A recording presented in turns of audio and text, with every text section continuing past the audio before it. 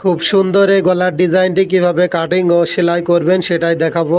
প্রথমে একটা ফিউজিং বক্রম এভাবে দুই ভাঁজে সমান করে ভাঁজ করে নিতে হবে।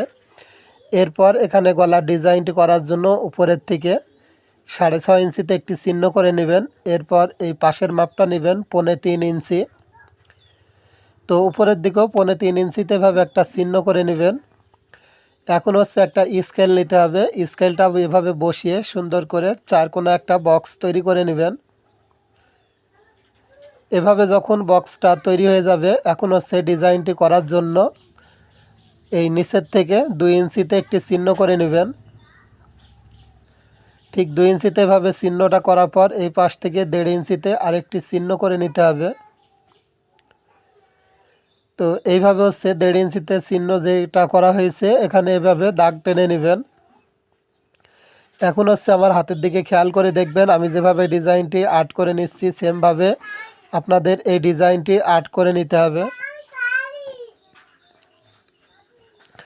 এভাবে হচ্ছে সুন্দর করে এই ডিজাইনটা আর্ট করে নেবেন।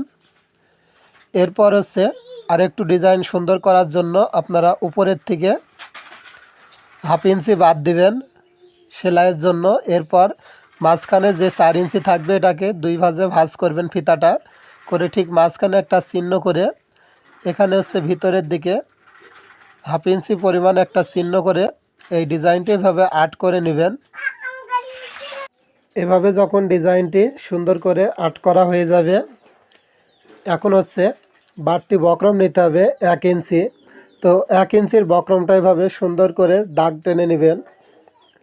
তো আমি যেভাবে দেখিয়ে দিচ্ছি এভাবে দাগটা টেনে নেবেন। এরপর দাগ অনুযায়ী গলার ডিজাইনের প্রথমে বাড়তি অংশটা কেটে ফেলে দিবেন। এরপর হচ্ছে ভিতরে যে ডিজাইনটি করেছেন সেই ডিজাইনের ঠিক দাগ বরাবর সুন্দর করে সেলাইটা কাটিংটা করে নেবেন। ঠিক দাগ অনুযায়ী এভাবে কাটিংটা করে নিলে সুন্দর একটি গলার ডিজাইন কাটিং করে নিতে পারবেন। তো আপনি যদি এখন ব্যস্ত থাকেন, ভিডিওটি আপনার টাইম লাইনে শেয়ার করে রাখবেন। যখন জামা তৈরি করবেন দেখে দেখে এই গলার ডিজাইনটি তৈরি করে নিতে পারেন। তো এরকম ভিডিও এই পেজটিতে দেখার জন্য অবশ্যই পেজটি ফলো দিয়ে রাখবেন। আর ইউটিউব থেকে